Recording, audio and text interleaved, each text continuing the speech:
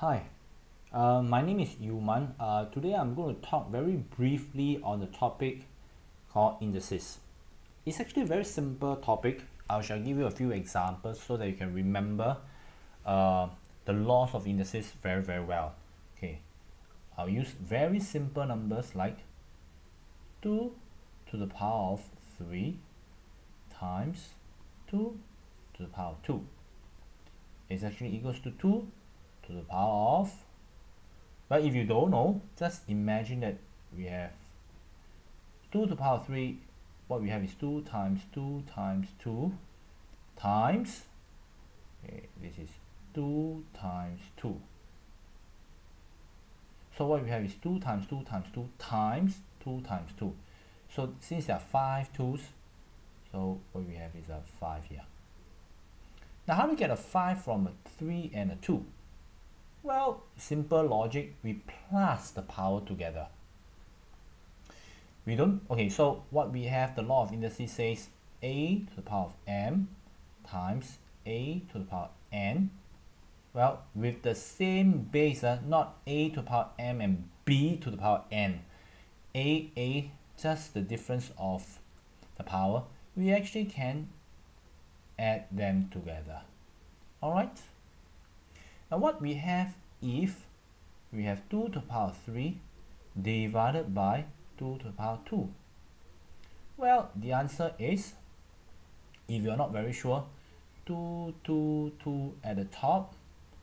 Why? Because there are 3 2's and 2 2's below. What we can do is cancel 2 times 2. So can you see that what we have here is 3 2's give away 2 2's. So how to get, okay, 2 to the power 1, we're left with this 2 to the power 1. How to get 3, 2 and 1? Well, it's just minus. Alright, so what we have is a to the power of m, okay, a to the power of m divided by a to the power of n. We have a to the power of m minus n. Now what we have, let's say we have 2 to the power of 3 to the power of 2. This is slightly harder, but it's not too difficult. Think about it. What we have is 2 times 2 times 2 to the power of 2. To the power of 2 means, okay, just give me a minute. Okay. To the power of 2 means times by itself, 2 times 2 times 2. Well, if you just count the number of 2's, 1, 2, 3, 4, 5, 6, what we have is just 2 to the power of 6. How do you get 6 from 3 and 2? Well, not plus anymore, but now we have times. 3 times 2 equals 6. You get that now? Okay, a very simple, so same thing, I almost forgot. A to the power of m to the power of n is equals to a to the power of m times n. Now never mind if you can't remember all this law of indices, but if you can remember such examples here that I'm highlighting, alright, that's good enough. Okay, a very interesting question that my students like to ask me is, what is 2 to the power of 0? Well, they think that is equal to 0, but that's not true. How to get 2 to the power of 0? Okay, imagine we have 2 to the power of 4 divided by 2 to the power of 4. Using law of indices, just if you memorize law of indices, what we have is 2 to the power of 0, 4 minus 4. But if you do it in a fractional manner, 2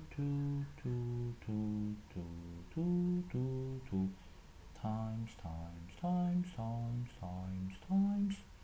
So can you see that it's almost like 2 to the power of 4 divided by 2 to the power of 4. You give away all the 4 2's. Okay, 1, 2, 3, you just get everything. Well, you are left with no 2's, but the answer is not 0. The answer is a 1. Alright, 5 divided by 5, 5 to the power 2 divided by 5 to the power 2. It's the same thing, so what you have is 1. Although there are no 2's left, but it doesn't mean that it's equal to 0. In fact, the way I like to look at it is when you have 2 to the power 0 and something to the power 0, it tells me that there are equal number of 2's at the top as there are at the bottom.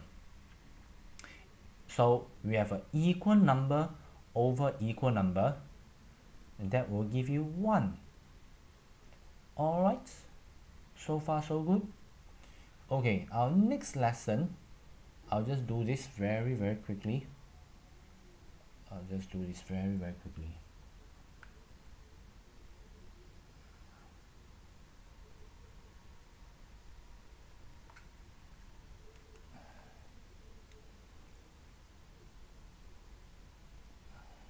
Okay, the next question that my students love to ask me is as such. Okay, what is 9 to the power of half? Well, think about it. 9 to the power half times 9 to the power half,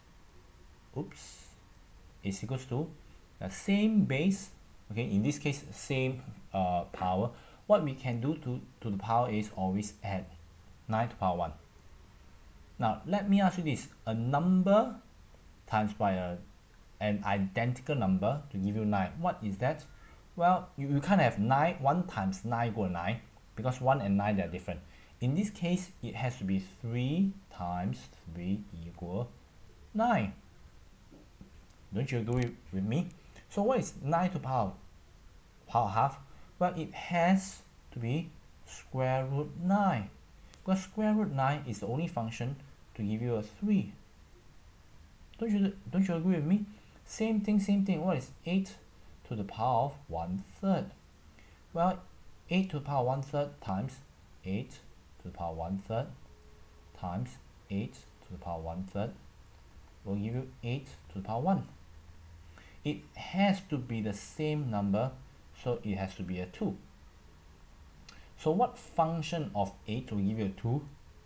Well, it has to be a cube root 8. Okay, it can't be 1 times 8 times 1, because they are all identical. 8 to the power 1/3, 8 to the power 1/3. So to the power half, square root, to the power 1/3, cube root. So some students actually ask me, they have this question, 8 to the power of 2/3. How do we evaluate that? It's really very simple. We split this into 8 to the power 1/3, then to the power 2. Can we do that? Well, using law of indices, isn't 1/3 times 2 giving you 2/3?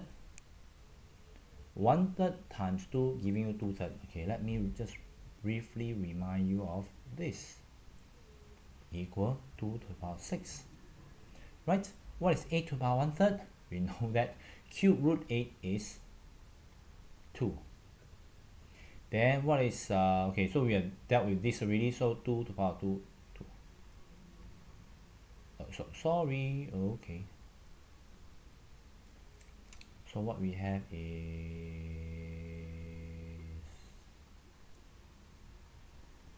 a 4. Alright, okay. Now, the other question is, okay, maybe I should erase this. The other question is this. What if we have 9 to the power of minus half? Minus, now we have a minus. Well, what happened is this. Okay, now before we go to this, can you ask me, or can I ask you, what is 2 to the power of 2 divided by 2 to the power of 3? Using law of indices, we have 2 to the power minus 1. If you do it in a fractional manner, 2 times 2 times 2. So we cancel all 2's. So 2 giving away 3. well, we can't really do that. We have to borrow 1. Well, what happened is not we don't borrow 1 in this case. There is just an extra 2 below, which we can't get rid of. So the fact of the matter is, to the power of minus just tells me that this 2 is an extra 2 in the denominator. So same thing for our 9 to the power of minus half. What we have is 1 over 9 to the power of half. What's 2 to the power of half? Square root 9. So what we have is 1 over square root 9, 3. So the answer is 1/3. Alright, think about it. It really makes sense. But if you have any other questions, you're not quite ready for this lesson, I really need to know who you are, call this number or email to me. Thank you very much. My name is Yuman. I hope you have enjoyed this lesson.